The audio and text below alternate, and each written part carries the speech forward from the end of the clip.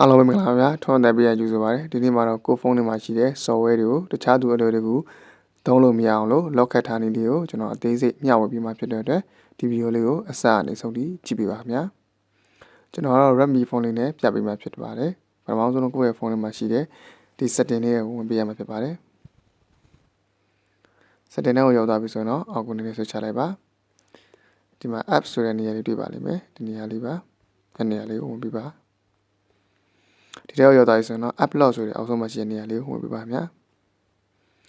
ဒီနေရာလေးကိုရောက်သွားပြီဆိုရင်တော့ကိုကဒီ app တွေကိုဒီ password လေးနဲ့ခံမှာဖြစ်တဲ့အတွက် password လေးကိုပေးလိုက်ပါကျွန်တော်တော့ password လုပ်ပြီးသားဖြစ်တဲ့အတွက်ကိုယ့်ရဲ့ password လေးကိုနှိပ်လိုက်ပါမယ်နှိပ်ပြီးသွားပြီဆိုရင်တော့ကိုကဒီမှာ Viber ကို lock ခတ်ချင်တယ်ဆိုရင် Viber ကိုဒီနားမှာရှိတဲ့ button လေးကို on ဖွင့်ပေးလိုက်ပါဗျာကျွန်တော်တော့ဖွင့်ဒီလိုမျိုးလေးဖွင့်ပေးလိုက်ပါ